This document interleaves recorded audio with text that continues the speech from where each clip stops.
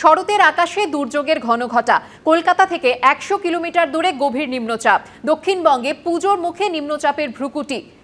আবহাওয়া দপ্তর কি জানাচ্ছে জানতে সরাসরি চলে যাব আমাদের প্রতিনিধি অরিত্রিক ভট্টাচার্যের কাছে। অরিত্রিক, আজও কাল কেমন থাকবে আবহাওয়া গোটা বঙ্গে? नीरा सफेद तुरंत खुले, भरपूर झाग दे और इसकी स्मार्ट साइंस दे स्मार्ट केयर और फ्रेशनेस। मेरी चॉइस मेरा सफेद।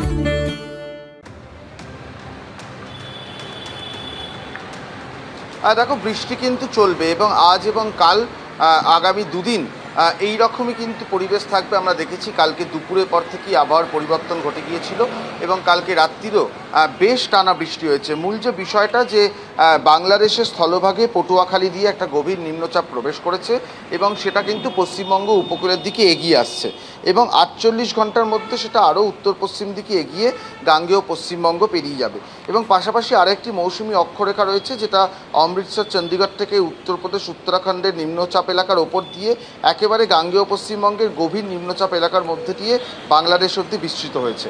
এই যে জোড়া ফলা, তার জেরেই কিন্তু আবহাওয়ার পরিবর্তন ঘটেছে। আজকে যেটা বলা হচ্ছে যে কিছু কিছু দক্ষিণবঙ্গের জেলায় প্রবল বৃষ্টির সম্ভাবনা রয়েছে, তার মধ্যে বাঁকুড়া, পশ্চিম মেদিনীপুর জেলাগুলো রয়েছে। অন্যান্য দক্ষিণবঙ্গের সব জেলাতেই ভারী থেকে অতি ভারী বৃষ্টির সতর্কতা রয়েছে। ভারী বৃষ্টি কলকাতা, হাওড়া, হুগলি, 2 চব্বিশ পরগনা, পূর্ব মেদিনীপুর, বীরভূম, মুর্শিদাবাদ, নদিয়া সর্বোচ্চ বলা হচ্ছে। পাশাপাশি পুরুলিয়া, বাঁকুড়া এই জেলাগুলোতেও কিন্তু ভারী বৃষ্টি রয়েছে। রোববারও এই পরিস্থিতি বজায় থাকবে এবং পাশাপাশি বজ্রবিদ্যুৎ সহ বৃষ্টি উত্তরবঙ্গের সব জেলাতেই রয়েছে। আসবো, তবে তার আগে আপনাদের ছবি দেখাবো। দক্ষিণ 24 পরগনা নিম্নচাপ এবং মৌসুমী অক্ষরেখার জোড়া ফলায় গতকাল থেকেই দক্ষিণ 24 পরগনা জুড়ে বৃষ্টি হচ্ছে। ভারী বৃষ্টির সঙ্গে বইছে ঝোড়ো হাওয়া। কাকদ্বীপ থেকে সরাসরি রয়েছেন আমাদের প্রতিনিধি গৌতম মণ্ডল। গৌতম, দেখতেই পাচ্ছি জল একেবারে উত্তাল, কি ছবি এই মুহূর্তে?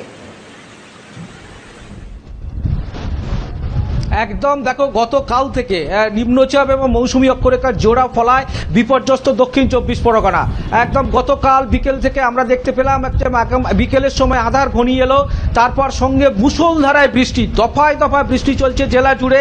এর পাশাপাশি ঝোড়ো বাতাস বইছে এবং সেই বাতাসের ফলে বেশ কিছু নদী এবং সমুদ্র উত্তাল আছে এবং তার পাশাপাশি যেটা বলাই যায় যে নামখানার হরিপুর এলাকায়, সেই হরিপুর এলাকা কিন্তু সবচেয়ে বেশি ক্ষয়ক্ষতি হয়েছে। সেখানে ঝড়ের দাপটে প্রচুর ইলেকট্রিকের খুঁটি, গাছ এবং হচ্ছে বাড়ির চাল, দোকানের চাল উড়ে গিয়েছে। ইতিমধ্যে প্রশাসনের পক্ষ থেকে সেখানে সমস্ত সরেজমিনে খতিয়ে দেখা হচ্ছে কি ক্ষয়ক্ষতির পরিমাণ। এর পাশাপাশি আজ থেকে যে নদী এবং সমুদ্র উত্তাল থাকে, আগামীকাল পর্যন্ত মৎস্যজীবীদের সমুদ্রে যেতে নিষেধ করা হয়েছে।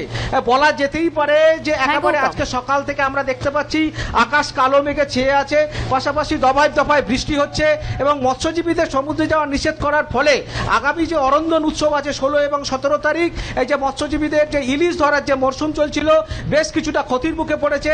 কিন্তু এই যে দুর্যোগ, এইবারের এই যে দুর্যোগ ভাদ্র মাসের একদম শেষের দিকে যে এই ধরনের দুর্যোগ, একেবারে টানা বৃষ্টি চলছে এবং যেখানে যেখানে বৃষ্টির পরিমাণ কিছু কিছু জায়গায় 50 মিলিমিটারেরও বেশি। সেই বৃষ্টির ফলে বেশ কিছু নিচু এলাকা, নামখানার বেশ কিছু নিচু এলাকা দেখতে পেলাম জলমগ্ন হয়ে গেছে এবং বাড়ির মধ্যে জল ঢুকেছে। প্রশাসনের পক্ষ থেকে সমস্ত পরিস্থিতির উপর নজর রাখা হচ্ছে। জেলা প্রশাসনের পক্ষ থেকে বলা হয়েছে ব্লকগুলিতে একদম পর্যাপ্ত ত্রাণ মজুত করতে বলা হয়েছে। প্রয়োজন হলে এই যে সমস্ত এলাকায় ত্রাণের প্রয়োজন হবে সেখানে অর্থাৎ প্রশাসনের তরফ থেকে প্রস্তুতি রাখা হয়েছে এবং ত্রাণের ব্যবস্থা রাখা হয়েছে। ধন্যবাদ তোমাকে অরিত্রিক, তোমাকেও ধন্যবাদ।